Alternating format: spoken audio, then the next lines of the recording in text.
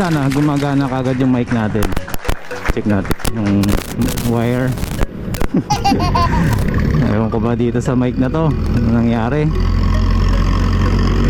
Ayun, so eto na guys, dala-dala ko sa flooring ko yung swing arm na papa-raffle natin.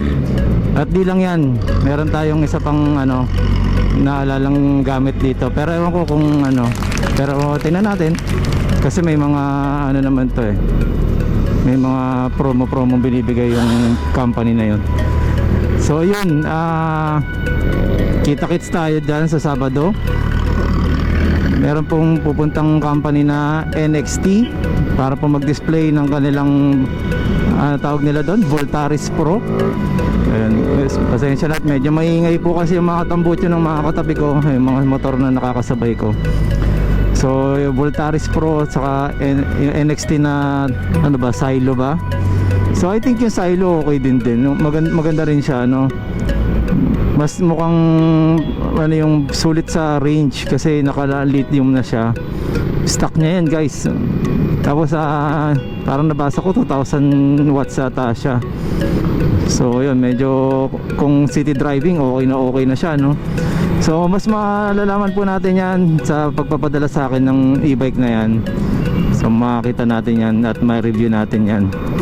So meron pa pong isa na humahabol, tatry po nila kung makahabol yung Yadea. Babanggatin ko na po yung pangalan, Yadea.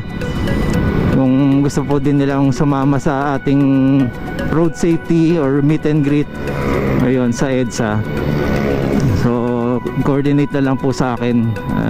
Tingnan ko po kung ano po yung ano nila, yung magiging plano po nila. So I think medyo marami na pong nagpa-participate sa ganito, no? So, siguro pagka ano, magkaroon tayo ng ibang ano din, no? Agenda sa mga ganyan. So pwede natin gawin pa lang ano yan. Basta may naisip ako. May naisip ako guys, may naisip ako. Maganda to, masaya to. Tingnan natin. Tapos nakakatuwa lang, no? Ako po dito lang naman po sa ano, sa WSP. Nakakonsunadahan ko lang naman po talaga siya dahil sa pangangailangan ko sa pag-service, no? Within the Quezon City lang. So yung range niya okay na rin siya, sa price niya. May mga natagpuan tayong kailangan lang ng ano, konting upgrade, like yung shocks, di ba? Mga ganun. So yun, pero may tanong sila dahil nga napaboost natin yung sales daw dahil di ko alam kung ako yung dahilan, hindi naman po tayo nagsiself-proclaim na ganon. Pero ano po ba yung naging support daw ng company ng NWOW? Sabi ko sa ngayon wala naman. Tayo naman po ay nag-sharing lang naman ng ano, nag-share lang po tayo ng mga kung ano man yung kagustuhan lang naman po natin ng motor talaga. Ako mahilig lang talaga ako sa motor. So yun lang, more on sharing lang tayo. Lalo na po kasi ako, anong target ko kasi yung mga taong hindi pa aware, di ba? Gusto ko po kasi magkaroon ng awareness sa kalsada, sa unit, kasi hindi lang naman po basta bumili ka niyan, gamit ka lang. May proper maintenance po din yan kahit paano, no? Kaya kung mapapansin nyo, hindi naman sa nagseselan-selanan tayo. Ano na po ba itsura ng unit ng isang bumili lang ng walang pag-aalaga sa talaga nag-aalaga, di ba? Malayo yung iba nga bumili lang talagang puro gasgas na, tumba na, di ba? Ako di ako mapakali niyan pag ganyan. Kaya yun, kailangan natin i-ano lang yun, spread lang po yung awareness na yun. Kasi sa ano, parang dating pag nakita ka sa kalsada, ang daming gasgas ito, lalayo ako dito. Bakit? Mukhang delikado yung driver na ito. Di ba? Yung mga ganun lang, simpleng ano lang po yun. Kaya mas mabuti po nag-iingat po lagi tayo, di ba? Mainit na yung panahon na, pero pagka bandang hapon umuulan. Kaya mainit.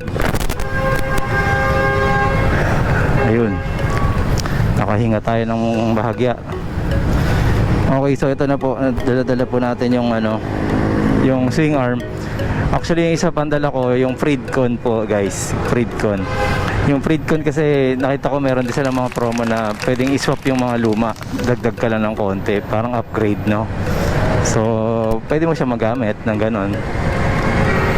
So, yun lang po muna, guys. Kita-kits tayo doon. More updates here sa YouTube para po sa mga darating pang events at kung ano pa man may idadagdag natin sa araw ng Sabado. Yun, tingnan natin, guys.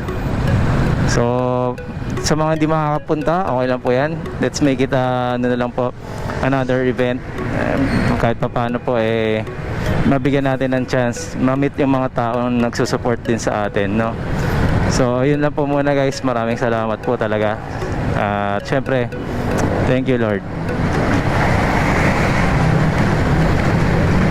Hello, Boss Marvin Chua. Guys, support Boss Marvin Chua, motovlogger, okay? Ingat po kayo lagi. Megos yun yan. Good content, guys. Thank you. Guys, pakilala ko lang my nephew or Oiko, Masaki and Taichi. Marvin Chua Motovlog チャンいいねとチャンネル登録よろしくお願いします。